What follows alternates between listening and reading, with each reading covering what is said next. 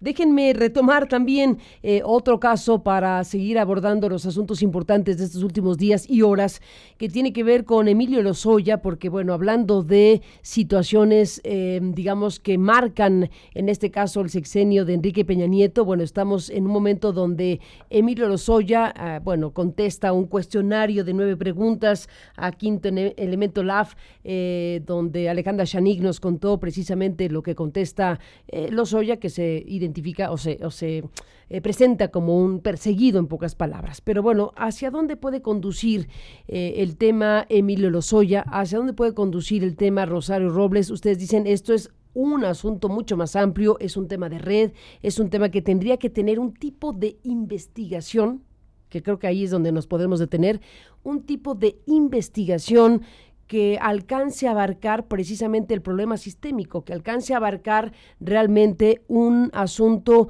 que permita conocer las responsabilidades del más alto nivel, del nivel medio, intermedio y lo que se quiera, a la usanza de lo que hemos aquí llamado, de lo que se ha llamado los maxiprocesos, cuando se jala la hebra de una situación de este calibre o de estos calibres a nivel internacional. Bueno, hemos visto caer figuras en casos muy importantes del más alto nivel político y empresarial fundamentalmente. ¿Estamos o no? Pregunto, Gabriel. ¿Estamos o no? Pregunto, Alfredo. En el inicio de tramas de investigación de esa naturaleza como las que se han vivido en Guatemala, en El Salvador, en Italia, en otros lugares donde ha habido investigaciones muy amplias que han sacudido las estructuras y que al final de cuentas derivan en esta suerte de maxiprocesos. ¿Está o no México frente a esto? ¿O estamos frente a los casos emblemáticos donde ya los nombres y apellidos son muy conocidos? Ahí está Romero de Champs también en una suerte de inicio de proceso de investigación de algún tipo, etcétera. ¿Frente a qué estaremos? ¿Qué es lo que ustedes piensan que va a ocurrir en México cuando de corrupción política de alto nivel se trata? A ver, yo creo que hay, ya hay una clara disputa en el actual gobierno, en términos, digamos, de 2 o 3 posiciones, no solo en el actual gobierno, déjame ampliarlo un poco más. A mí me parece que, y aquí empiezo a tocar algunos otros temas, me parece que en algunos estados de la República y en algunas entidades, en algunos municipios, hay una intención muy clara por efectivamente entrar a una investigación de fondo amplia que inicie con conexiones en todos los niveles para poder actuar, digamos, en el sentido de detener la corrupción y de ir en contra de la impunidad en la que hemos vivido todo este tiempo. Yo creo que hay una disputa no solo en el gobierno de López Obrador, en otros gobiernos también lo hay, no solo en ese partido, también en otros partidos lo hay. Yo ayer veía una nota de Aristegui, por ejemplo, en donde hay una denuncia contra Graco Ramírez, muy claramente. Bueno, ahí los primeros obligados tendrían que ser pues, las propias gentes vinculadas al Partido de la Revolución Democrática. He visto todo el trabajo un poco invisibilizado, ojalá tengamos un día tiempo de abordar lo que se está haciendo en San Luis, respecto de los Gallardo y de este esquema de enriquecimiento ilícito, inexplicable, que tienen algunos que hoy todavía son diputados y diputadas federales, ¿no? Es decir, ¿en dónde está la tensión, en mi opinión? Bueno, me parece que hay, incluso en las propias contradicciones del presidente de la República, se expresa la tensión. Un día hay una postura, digamos, de si había una investigación, yo escuchaba ayer las declaraciones, pues todo mundo a declarar y todo mundo en el sentido, digamos, de hágase toda la investigación. Se trate de quien se trate, escuchaba yo a López Obrador ayer, ¿no? En otros casos, empieza con toda una reflexión que él tiene sobre que no sería deseable hacer una investigación, incluso se ha propuesto la consulta que aquí se hizo en aquella famosa entrevista.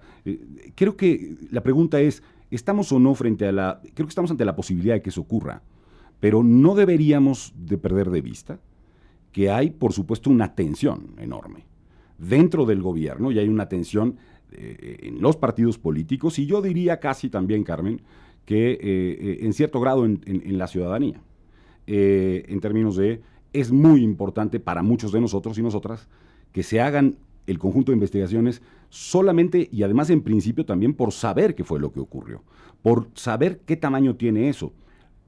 Creo que una investigación de una naturaleza de este orden, y algunos se confunden, debe ayudarnos además a entender cómo sosegadamente detener estos procesos, cómo sosegadamente construir un método de investigación de todo esto para que no se repita, porque una de las cosas una es el saldo con el pasado, ¿no?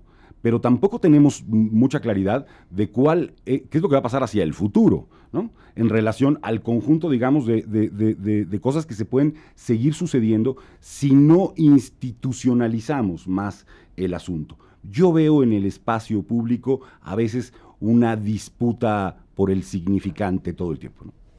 Sí, esta es la guerra del significante. ¿Quién se adueña del significante?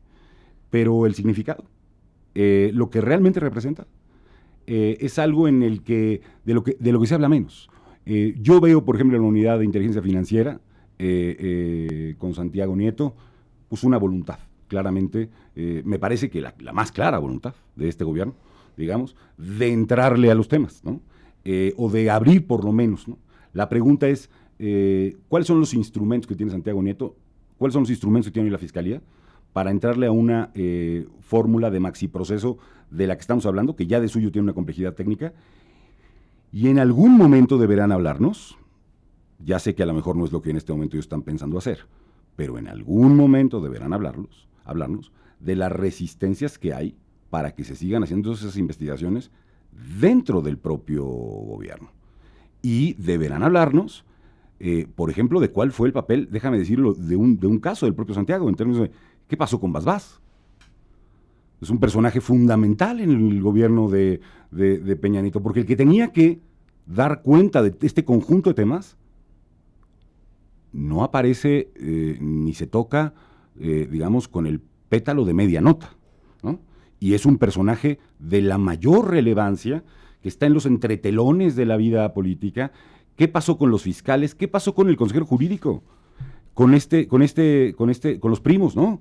Que estaban, digamos, detrás de un conjunto de prácticas en relación a todo esto.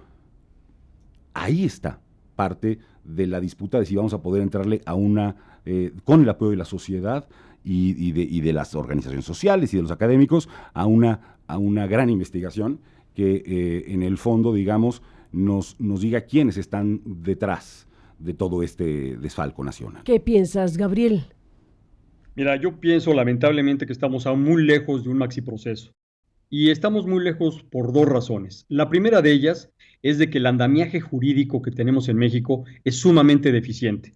Tenemos algunos artículos que van del 214 al 225 del Código Penal Federal que describen muchísimas conductas de servidores públicos en la que por un lado se utilizan palabras subjetivas que han permitido que se libren muchos de ellos, como la palabra indebida que generalmente se emplea en los tipos penales de este capítulo de servidores públicos, pero hay un grave defecto en el Código Penal Federal que deliberadamente se ha mantenido en él, y es el hecho de que solamente las instancias de gobierno son capaces y están habilitadas para denunciar los delitos en materia de servidores públicos. Aquí lo que ha hecho la Procuraduría, hoy Fiscalía, y lo que ha hecho el Poder Judicial de la Federación es considerar que solamente las acusaciones, aunque tengan elementos suficientes, que son materia de análisis y procedencia, son aquellas que son iniciadas desde las instancias gubernamentales. ¿A qué nos lleva eso? Nos lleva a que lamentablemente hoy es imposible negar que hay al menos un dejo de agenda política. ¿Por qué?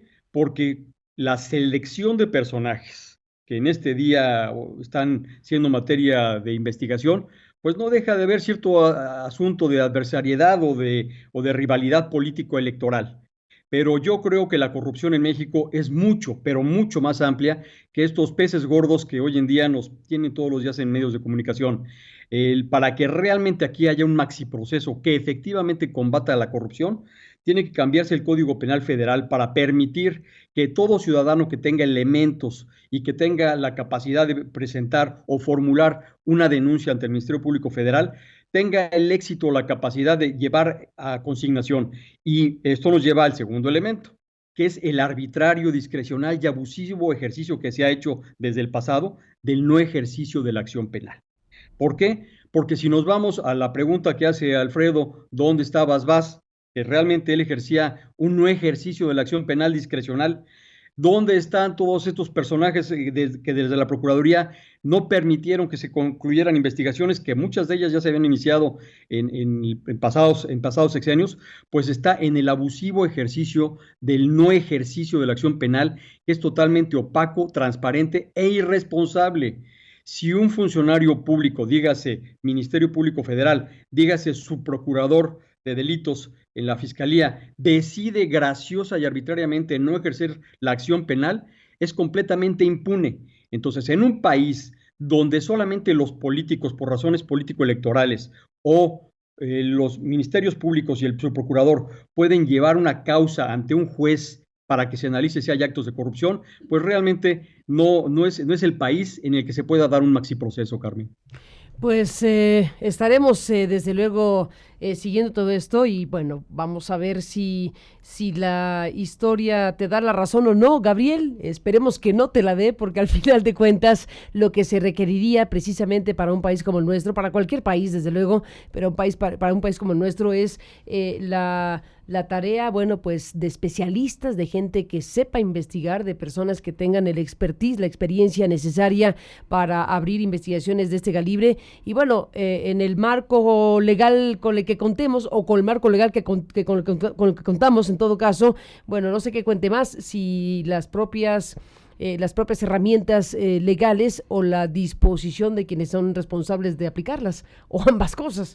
Ambas cosas, pero es indispensable, Carmen, independientemente, digamos, de las correcciones legales que se pueden hacer, que exista claridad en términos de la decisión de poder entrarle justamente a una investigación de esta naturaleza. Y creo que además, y esto es importante, también hay que ir entendiendo y analizando cómo es que se fue, digamos, rompiendo y amasando toda la estructura del gobierno de Peña Nieto. Cuando hablamos de un maxiproceso, lo que tenemos que ver, entre otras cosas, es las corrientes que dentro del peñanietismo se fueron desgranando a lo largo de los años. Es decir, ahí tenemos una triada, digamos, que arrancó con muchísima fuerza, una triada que estaba vinculada por Luis Videgaray, por Osorio Chong, que hoy es senador de la República, y por Aurelio Nuño. En un plano, digamos, secundario, pero que adquiere una gran relevancia, está la Consejería Jurídica, vinculada también a familiares, Cervantes, tal, a la Procuraduría y al control de la Procuraduría. Su vinculación, la del consejero jurídico, que andaba por todos los pasillos del Senado, digamos, haciendo leyes, dictándole a varios senadores qué es lo que tenían que votar y cómo, no solo, por supuesto, de su partido, sino de la destrucción del sistema de partidos de la que se encargan. De lo que hacen otras corrientes, por ejemplo, Rosario Robles vinculada a Osorio, ¿no? Y empezar y déjenme decirlo así, a un trabajo, digamos, sociológico, periodístico, no solamente jurídico, porque si la pretensión es ir, digamos, a golpe de cuenta, digamos, y cuentas, sin entender toda esta estructura que estaba detrás, bueno, evidentemente hay una ruptura que hoy se ve en las declaraciones del abogado de Lozoya y del propio Lozoya, que se da entre Luis Videgaray y Lozoya. ¿Por qué y cómo se da esa ruptura? Está claro que Lozoya ha dicho no estaba de acuerdo con el tema Fertinal, aunque sí con Altos Hornos.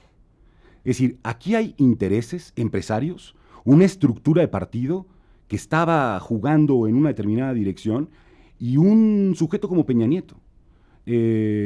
Con todo digamos, lo anodino que quiera verse el personaje, con todos estos elementos, me parece que no solamente necesitamos entender la parte estricta, es decir, los maxiprocesos se juegan también en un entendimiento de estructuras complejas y amplias, más allá de el delito de A, B, C, D y de encontrar las cosas, que eso deberá hacerse. Tiene que entenderse eso, el mecanismo, la estructura. Por eso, si existe la decisión, lo que hay es, y esto es algo que el gobierno tendría que entender, y que tendríamos todos que empujar al gobierno a que lo hiciera, debe darle instrumentos a las personas que están en la posibilidad de hacer estas investigaciones. Debe darle herramientas razonables, posibles para lograrlo. Porque si te dicen, sí, adelante, adelante con todas las investigaciones, bueno, y el presupuesto, no, presupuesto si no me pida, ¿no? Bueno, pues es una manera de impedir una investigación, por ejemplo. Por ejemplo, bueno, ahí están estos análisis que dejamos hasta este momento. Mesa de análisis.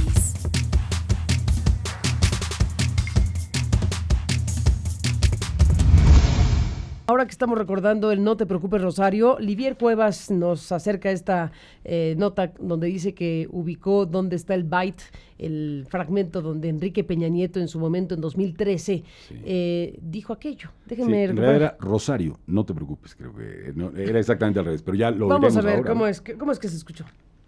Déjenme compartirles que hace un momento platicaba con Rosario Robles, titular de la Secretaría de Desarrollo Social, y quien además es coordinadora del gabinete precisamente para lograr el México incluyente, y quien ha sido últimamente muy atacada, señalada por todas las acciones que esta cruzada nacional contra el hambre viene desplegando.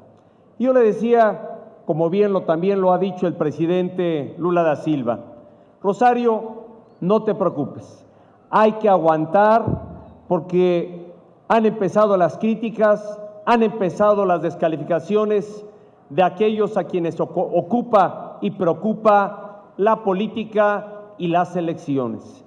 Pero a nosotros, a este gobierno, tenemos un objetivo claro, una tarea comprometida con los mexicanos, que es acabar con el hambre. Que sigan aquellos criticando las acciones, porque a otros nos ocupa las elecciones, a nosotros nos ocupa y nos compromete a acabar con el hambre de México. Pues esto fue en 2013, Gabriel,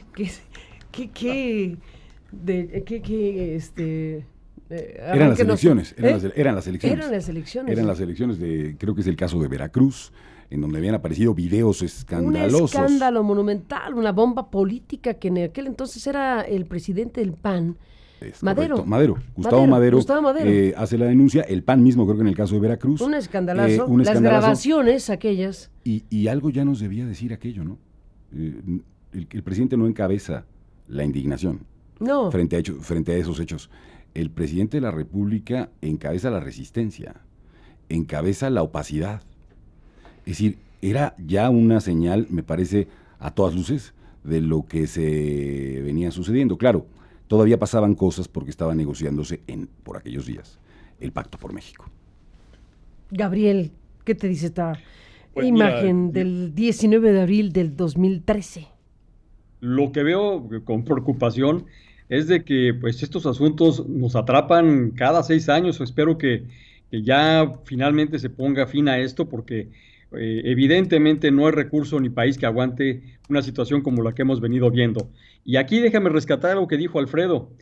¿Por qué la Auditoría Superior de la Federación hasta ahora está haciendo este análisis y la Fiscalía estas acusaciones?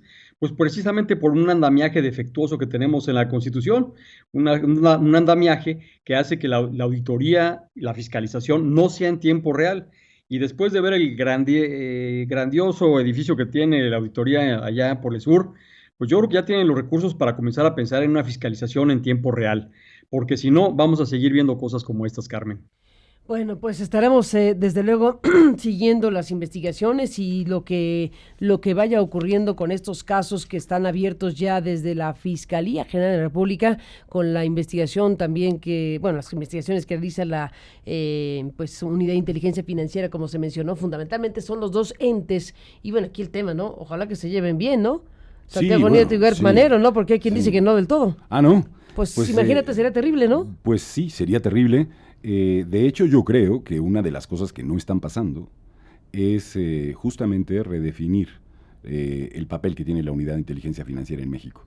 Tiene que tener un papel mucho más relevante. En realidad, sus capacidades jurídicas, etcétera, están muy disminuidas. Es un ámbito vinculado a la Secretaría de Hacienda que además, digamos, tiene que llevar ante el Ministerio Público los casos. No, deberíamos tener otra estructura. Es justo este tipo de cosas las que yo decía, necesitamos reconstruir de un modo que nos vuelvan, déjenme decirlo así, eficaz las pretensiones. Si no va a haber posibilidad de transformación y de cambio sin eficacia. Ese es el gran punto, digamos, me parece que en el escenario, digamos, en el que estamos.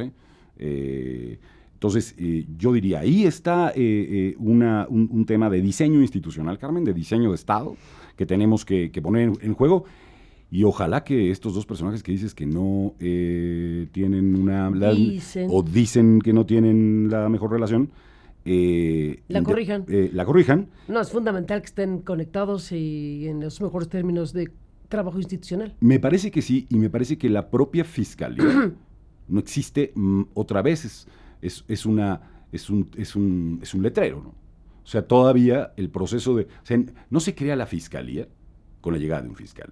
No, pero la fiscalía necesita tener una estructura, una redefinición, saber cómo es que va a operar, cómo va a funcionar. Yo recuerdo, a ver, nada más, recordemos la entrevista que le hiciste a Gertz, no sé si aquí o fuera de aquí, o sea, estaba en su oficina, pero, a ver, la revelación de lo que encuentra es más o menos... No, nos contó cosas importantísimas. O sea, de un desastre, digamos, institucional. Por eso creo que a veces andamos en unos pleitos medio... Que uno no entendería, digamos, en el debate público, y perdemos de vista la importancia que tiene que una institución como esta tenga todos los instrumentos que necesita tener y ponerle a su disposición todas las herramientas que necesite tener. Yo no quiero dejar de decirlo cada vez que esto sea posible. Por cierto, ahora lo comentamos, y tenemos ahí, por ejemplo, una persona que no entendimos cómo se despidió, que fue la señora Buchaín, entiendo. Bueno, pues por ejemplo, ahí hay un activo del Estado mexicano que fue formada por el Estado mexicano, que ha estado trabajando, digamos, durante mucho tiempo, que tiene una experiencia muy relevante en materia de investigación de casos como esto. Bueno, sí o sí la tendría que fichar la Unidad de Inteligencia Financiera o la Fiscalía, pero ya. O cualquier gobierno de cualquier estado, digamos, quien quiera entrarle a los temas de gente que ha tenido en procesos de fiscalización, de investigación de corrupción política, de mecanismos ahí están especialistas, personas que han trabajado en esa dirección, técnico. Que hay un trabajo técnico y también un trabajo, digamos, desde arbitraje. Hay muchos especialistas en México que podrían apoyar estas cosas, y es cosa de tomarlos, Carmen. Bueno, acá nuestra producción también identificó, y déjenme cerrar esta parte de la mesa con lo que Andrés Manuel López Obrador dijo en su momento sobre Rosario Robles. ¿Se acordarán cuando habló del tema? Esto fue en septiembre del 2018, cuando se planteó el tema de Rosario Robles como chivo expiatorio. A ver, vamos a recuperar esta reflexión, declaración de López Obrador en este análisis obligado. Nosotros no vamos a perseguir a nadie, no vamos a hacer lo que se hacía anteriormente, de que habían actos espectaculares, se agarraba a 1, a 2, a 3, a 4, a 5, ¿no? Oye, pero como chivos expiatorios, y luego le seguían, ¿no? Con la misma corrupción. No te preocupes. No es mi fuerte la venganza. Nosotros lo que queremos es transformar al país. ¿Qué ha sido señalada muchas veces? Sí, y otros, muchos. O sea, muchos otros. Y algunos medios de información, ¿sí?, les gusta mucho el ofrecer circo a la gente. Y nosotros ya no queremos eso. ¿Y esto es un circo, lo de Rosario? Sí. Bueno, en aquel momento sí sorprendió la declaración de Andrés Manuel López Obrador. Ha pasado tiempo, hoy es presidente de la República, hoy una fiscalía como la que tenemos es autónoma del presidente. Hoy estamos viendo que el responsable de la Unidad de Inteligencia Financiera está diciendo que efectivamente está investigando 50 empresas relacionadas con estos desvíos millonarios del sexenio de Enrique Peña Nieto. Así que bueno, sumamos declaraciones, llamémosle históricas, de estos personajes que han formado parte de la política mexicana. Y en el caso de Andrés Manuel, bueno, lo ha dicho varias veces sobre su idea de que no conviene incluso que se hagan investigaciones del pasado, en pocas palabras, pero luego vuelve al tema y entonces da la señal de que sí, es un tema, digamos, en donde la postura del presidente de la República va en un sentido y en otro en relación a qué debe hacer México sobre investigar delitos de alta corrupción política en nuestro país. Yo digo dos cosas. A ver, una es, a mí me parece que en esto lo he dicho en de todas las formas posibles, López Obrador está equivocado, pero además hace falta un debate amplio sobre este tema. O sea, un debate que no se está provocando. No se va a provocar, perdón, ni con cartillas morales, ni se va a provocar con constitución moral. Necesitamos una discusión de lo que ha significado para este país en el periodo que ha pasado, los desfalcos de esta naturaleza, ya sin marcos de propaganda. Es decir, una discusión que abra, que amplíe la inteligencia respecto de este asunto. Pero, y en algo creo que tiene razón López Obrador en esto, cuando habla de chivos expiatorios. Y déjame decirlo, porque no se puede encontrar o se debe encontrar responsabilidad en Rosario Robles o en quien sea, en Peña Nieto o en quien sea.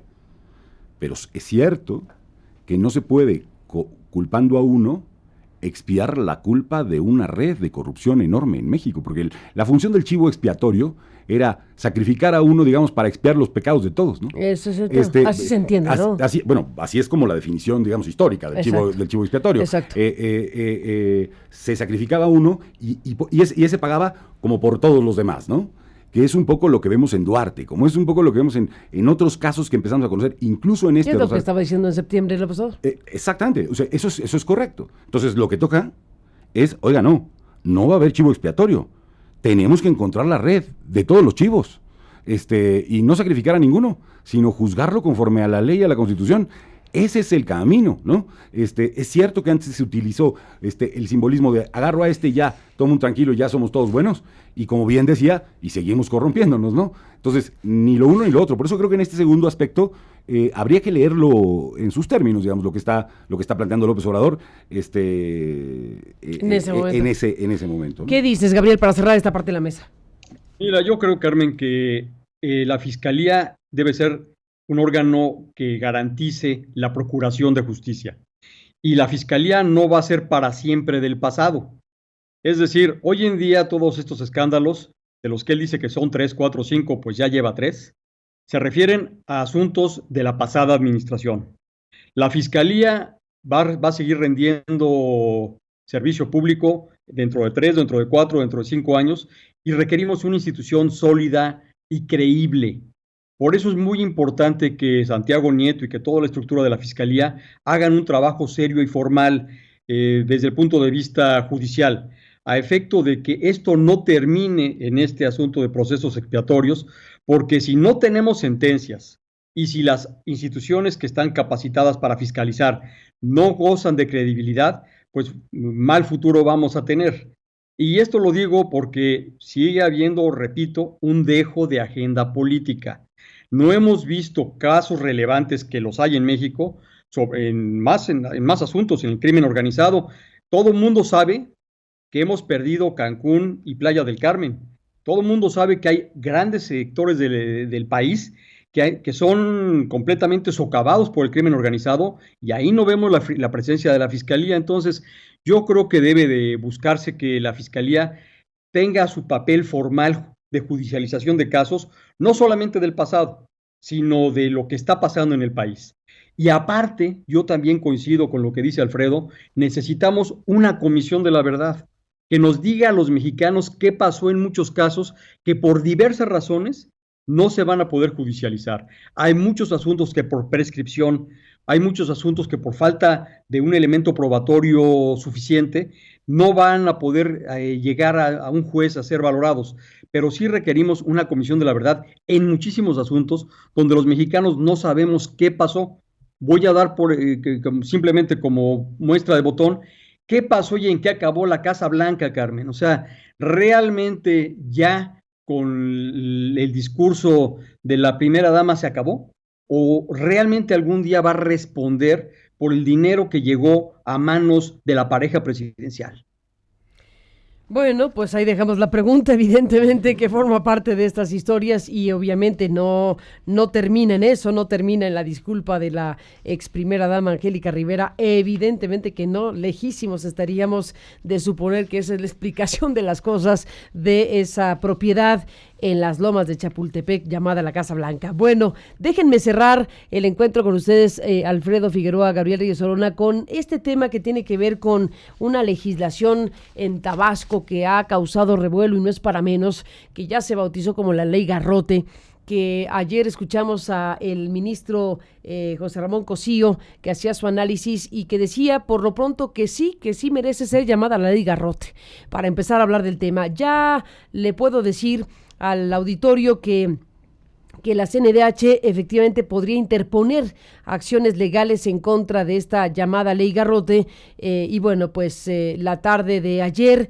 el presidente de la CNDH dijo que encontrar visos de inconstitucionalidad en esta legislación pues es bastante obvio y en todo caso, bueno, se procedería en consecuencia.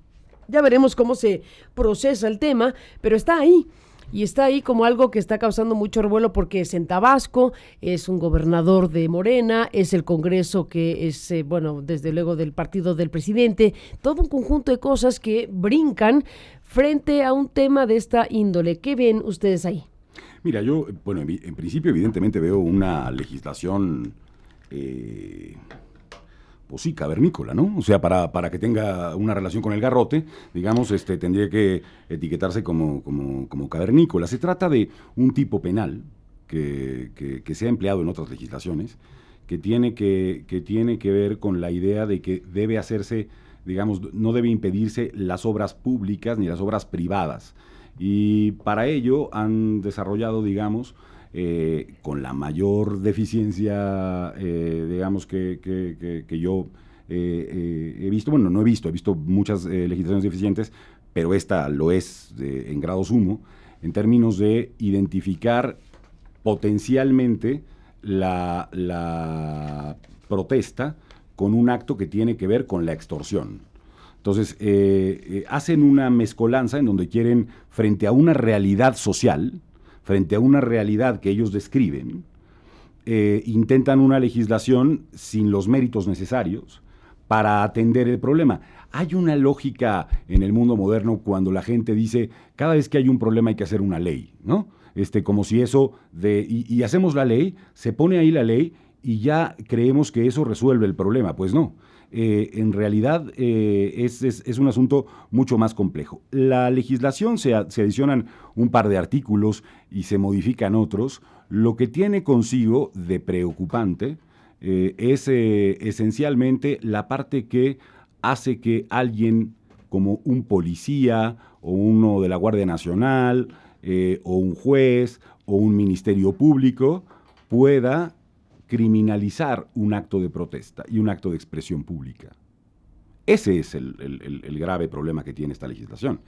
Y creo que prácticamente todos los especialistas coinciden en que ese es el asunto que está de fondo, y lo que vuelve a preocupar es una dimensión política aquí. Hay una doble vara de medir en algunos personajes de este gobierno, empezando por el propio presidente, que dice, no me voy a meter en lo de Bonilla. No me voy a meter en lo de Bonilla, pero tengo facultad. O sea, pero usted no es si se quiere meter, usted tiene facultad. Si cree que está mal, métase. Y en este es peor, porque en este lo que dice es, está bien. Si hay un respaldo desde déjame decirlo así, el púlpito presidencial, mañanero, hay un respaldo a una ley de esta naturaleza. No se puede tener una doble vara de medir en una función de Estado tan importante como la del presidente de la República. Tiene una facultad para proteger, digamos, los derechos humanos a partir de lo que se llama la acción de inconstitucionalidad prevista en el 105. Bueno, pues tendría que proceder en esa dirección. Déjame decirlo de alguna manera así, Carmen. Hay una suerte de planteamiento que se asociaría a lo que yo llamaría la censura previa. Es decir, antes de que, es decir, yo tengo un acto de expresión, una protesta pública, y ahí en la redacción se dice, y si obtiene usted algún beneficio, entonces podrá ser sometido a tantos años de cárcel. Eso es no hacer, el derecho penal tiene que ser, digamos, muy preciso en términos de las figuras, por eso llaman tipos penales. Tiene que ser absolutamente preciso con la idea de que, tratándose de la última instancia, ¿no? O sea, el derecho penal es el último camino que tenemos, ¿no? Antes de otros mecanismos para atender el problema. El asunto, y esto es más de fondo, es que aquí pensamos que es el primero, de pronto. Si pensamos que de pronto todo lo resolvemos penalizando todo, cuando hay otras muchas formas de enfrentar problemas. Gabriel, para cerrar, ¿qué dices? Pues mira, lo que decíamos la semana pasada. Este asunto y el asunto de los bien portados es un asunto de tolerancia, o de intolerancia más bien por parte de las altas esferas del gobierno mexicano. ¿Por qué? Porque por un lado tenemos una Comisión Nacional de Derechos Humanos que lamentablemente no goza de credibilidad, y no lo goza de credibilidad porque en la gestión, en la muy gris y lamentable gestión del actual presidente, pues cuántas sentencias o cuántos casos exitosos vimos los mexicanos en defensa de los derechos humanos en el país. Pues yo creo que pues va a ser difícil contarlos. Esto nos lleva a que el artículo 1 de la Constitución, como bien señala Alfredo, da motivo no solamente a la acción de inconstitucionalidad, sino también a controversias constitucionales, porque claramente el precepto legal del que estamos hablando, la ley Garrote, violenta el artículo 1 constitucional, pero no solamente por lo que hace a la legislatura del Estado y al gobernador del Estado, sino a todas las instancias del gobierno federal que no están realizando el deber jurídico que se establece en el artículo 1, que es velar y proteger y realizar las acciones necesarias para velar por la garantía entre otras, de expresión.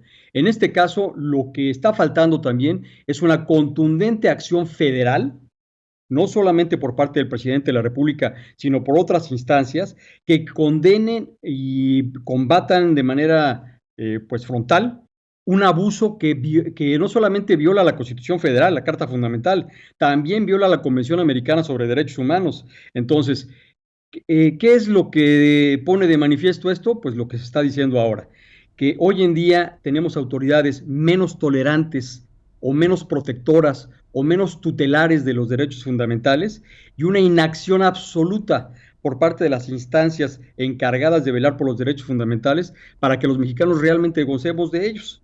Entonces, hoy en día está el tema de quién debe ser presidente de la Comisión Nacional de Derechos Humanos. Ojalá que se busquen a alguien que no solamente quiera ser, sino que sepa y pueda ser un verdadero garante de los derechos humanos en el país. Gabriel Riguezorón, Alfredo Figueroa, los dos, gracias por estar aquí esta mañana de miércoles. Hasta la próxima. Buenos días. Buenos días. Buenos días.